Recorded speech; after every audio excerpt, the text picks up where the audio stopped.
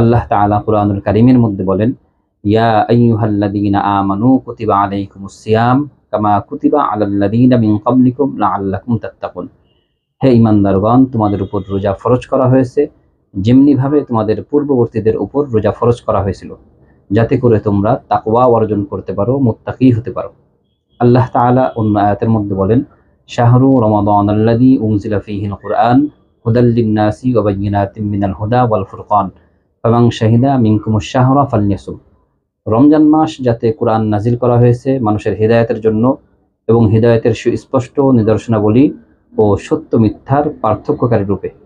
এরপর আল্লাহ তাআলা বলেন, ফামান শাহিদা মিনকুমুশ শাহরা ফালইয়াসুম। অতএব যে এই মাস পাবে সে যেন অবশ্যই রোজা রাখে। এবার আমরা দুটি হাদিস শুনব।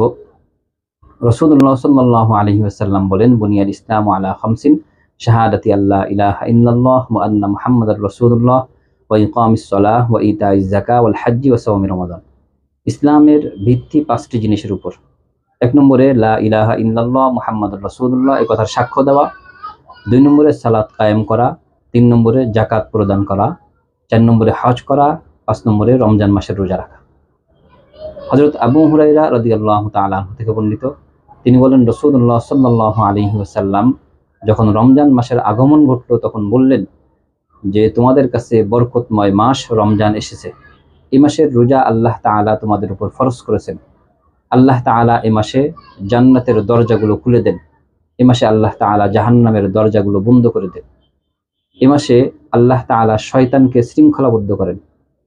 এই মাসে একটি রাত এমন রাত আছে যেই রাত 1000 মাস থেকেও উত্তম।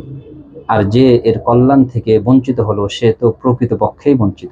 এই দুটি আয়াত এবং হাদিসের মাধ্যমে আমরা জানতে পারলাম আল্লাহ তাআলা আমাদের উপর রোজা ফরজ করেছেন।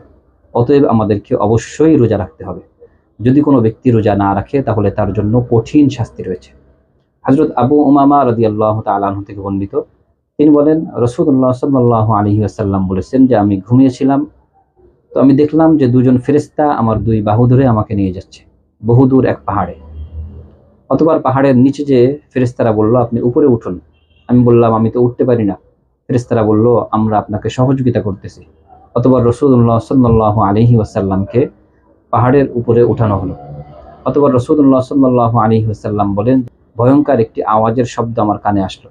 আমি জিজ্ঞাসা করলাম, এটা কিসের আওয়াজ? ফেরেশতারা বললেন, এটা জাহান্নামের আওয়াজ। অতঃপর আমি কিছু দূর সামনে গেলাম, দেখলাম যে কিছু মানুষের পায়ের মাংসপেশিতে তাদেরকে ঝুলিয়ে রাখা হয়েছে এবং তাদের মুখের 2 প্রান্ত ছিঁড়ে ফেলা হয়েছে এবং সেখান থেকে রক্ত ঝরতেছে। আমি জিজ্ঞাসা করলাম, কি কারণে এমন অবস্থা?